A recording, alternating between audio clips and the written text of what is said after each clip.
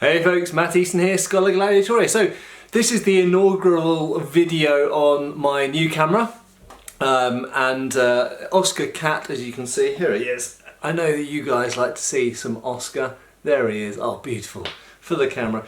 I am in the process of cleaning up a cookery and I thought I would just show you a product that I've come across. I found out about this product through a couple of YouTube channels where they were looking at cleaning up and restoring old kitchen knives. It's essentially, I'll put a link below this video to it, but it's a Japanese made Rust Eraser, it's marketed as, and it is sort of like an eraser, or for those of us in the UK we'd call it a rubber, a bit like for rubbing out pencil. And it's impregnated with a similar type of, I think it's maybe carborundum dust or something like that, that you get on wet and dry sandpaper. So it has a very similar effect to wet and dry sandpaper, but it's much milder. And of course it comes in different grits, in different levels of fineness. And it is in general, I would say, far less abrasive than normal wet and dry sandpaper. But more importantly than that, it comes in this very useful eraser-like little block. And because it comes in this block, it's very easy to use. It enables you to get into nooks and crannies and into angles, and it enables you to apply quite a bit of pressure. But the finish that it leaves is quite good in terms of not overly scratching the blade. Now, I have to say, when we're talking about antiques or any types of restoration, you have to make a judgment call on how far you want to go in this, you know, what the end result you're aiming for, and also what the object you're using this on. There are many antiques that I would never even dream about using this on. But in this case, this object, and we're going to look at the object in a second, warranted something fairly full on. So these kind of Rust Erasers, as they're marketed, I think they're Sabitoru, they're from Japan. They're about £15 on Amazon UK, and obviously I think they ship from Japan, so they take a little bit of a while to arrive. They come with two different types. There's one with red writing and one with white writing. I chose the slightly more abrasive one. The red one's very good, but for this particular job it kind of would have taken a long time to get anywhere. So this is the object. For a start, should also mention this is a sacrificial cushion. Don't think that I'm just randomly messing up cushions in the house. We're in the process of moving at the moment, and this is a cushion that was getting thrown out. So I've used this purely for the purposes of cleaning this one particular object. So you'll see what the object is. It is a big cookery, and it is a big old cookery. You can see that it's got double fillers at the back there. It's got a very nice sort of expressive, should we say, cho. It's got a short grip in the traditional old-fashioned style, 19th century style. This cookery, in my opinion, probably dates to the late 19th or very early 20th century. I'd hedge my bets on it being late 19th century. And it's particularly large as well. Cookeries usually have about 12-inch blades. This is actually more like 14-inch blades. So it's a large, hefty cookery, but you can see that its surface is very dark, very dirty. Now it does have its scabbard with it, which is in fairly poor condition, and obviously it has been kept somewhere that, I mean, it obviously had some grease on the blade which has protected it more from most of the rust, but it has got rust there, and it's got very dark patina. You know, I could have gone at this with something like steel wool, wire wool, but I just felt that in this particular case I needed something with a little bit more oomph to it than that, and I will, once I've removed the worst of this sort of dark gunk and patina and rust, in this case there is active rust there as well. Once I've removed that, then I will essentially go to finer and finer levels of grit of whatever I'm using, and probably eventually something along the lines of water sol. But I needed to deal with this surface, so I went to the Rust Eraser, which it doesn't really erase rust, it's basically sandpaper in a rubber format. But the advantage that it's got, as well as being able to apply more pressure to the object, which is predominantly flat in this case, is because it's a little block, you can get angles very, very precise, which is very good for doing edge bevels, it's very good for doing spines, and it's also very, very good for doing fillers because you've got corners and edges. So you can actually get those edges in there or the corner in there, and you can get right up to the hilt fittings down at the base of the blade. So it really, really works well for this kind of thing.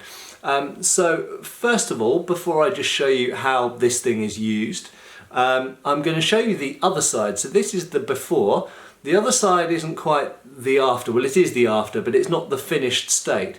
But it's just the result of going with this, what you can see here, and going at it for probably about 20 to 30 minutes on the other side. So flip it over and you will see instantly the difference. You can see that I've got into the fillers there, I've cleaned out the fillers. We've got some decoration on the blade. In fact, let's see if we can get the camera to focus on. There we go. You can see you've got some floral decoration up here. There's some inlaid brass. And so essentially I have cleaned up that surface to, you know, a smooth finish that's ready to start giving a proper sort of almost polish to a sympathetic polish, but a polish nevertheless. And so we went from that to that in about 20 to 30 minutes. So I'll just show you a little, give you a little idea of what it looks like in use.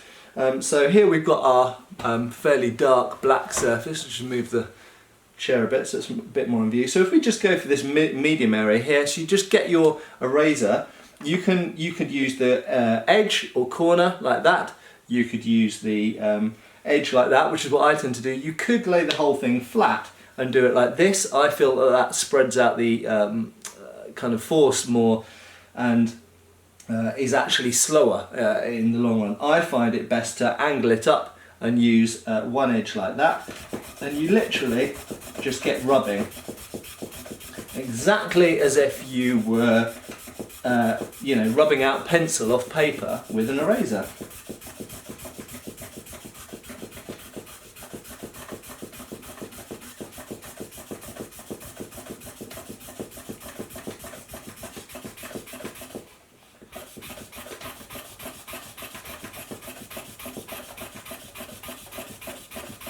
Now this is an abrasive, as I said before. I wouldn't do this on anything softer like brass. I wouldn't do it on anything which still has a good degree of polish still on it. In this case, we've got a terrible surface with active rust and horrible black patina and dark staining. This is quite good for removing stains. These rust erasers are predominantly for removing dark staining from carbon steel kitchen knife blades. And that's what they're marketed in Japan for use on reasonably good quality or high quality Japanese chef's knives.